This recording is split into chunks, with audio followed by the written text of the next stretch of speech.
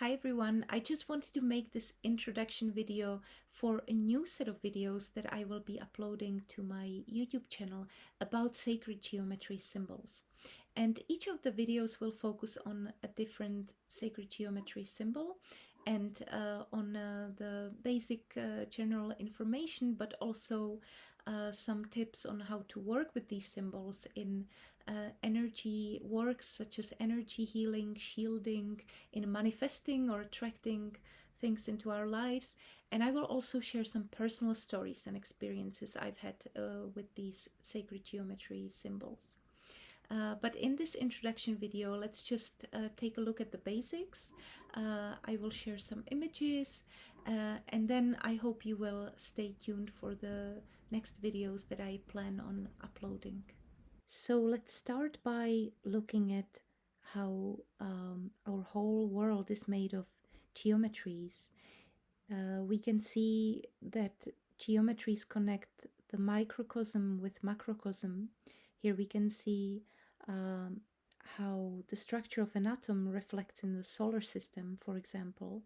And here we can see how the hydrogen molecules form tetrahedral and hexagonal shapes, or how salt molecules arrange into cubes. Here we can see the oxygen molecule and how they bind in these vesica Pisces-like or mandorla-like shapes. Or here we can see the DNA spiral, which consists of molecules that create hexagons and pentagons. Or here a photograph of a photon as discovered by Polish physicists. We can see that it resembles a cross, a diagonal cross, or it could also be viewed as double cent clock, or also runes Dagas and Gebo, which are some of the oldest runes. Here is the molecular structure of the silicates, the most common minerals on this planet. We can see that they bind into tetrahedrons and hexagonal shapes, or they create kind of hexagrams together. Here are some of the oldest symbols and signs known to us. We can see that they are geometrical and they also bear a resemblance to some runes, the Elder Futhark runes, which are the oldest set of runes. And here we can see some examples of geometries in nature. So we can see that the circle is quite abundant, and so are the spirals. And here we can see Vesica Pisces in nature, or mandorla also called, or crosses, crosses and squares, and rhombuses and diagonal crosses, also pentagons and pentagrams. And here are some hexagons and hexagrams in nature.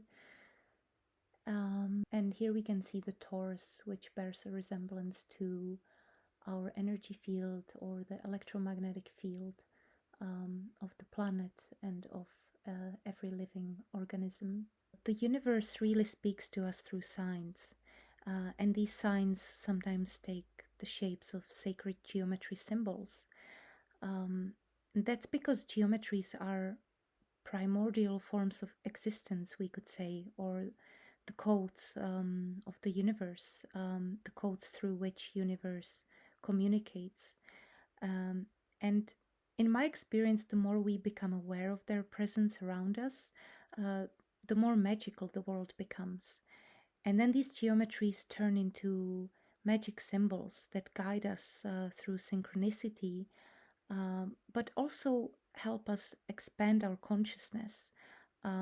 It's really enough just to notice them or observe them, or just put them into our practice, whether that is some artwork or spiritual practice, meditation, or affirmations. They really do help heal and expand our consciousness. But in my experience, they also help us with shielding and manifesting and energy healing. So as I go about talking about the individual symbols, I will share my experiences with them. It's also important to mention that we may not always find all geometries harmonious. Actually, the ones that visually bother us may be just as important as those that attract us. They usually have something to teach us about ourselves. Generally speaking, sharp-edged symbols tend to bother people who are too consumed with their intuitive mind and forget to employ its rational polarity. And asymmetrical or rounded symbols usually provoke those who have trouble following their intuition and are overly analytical.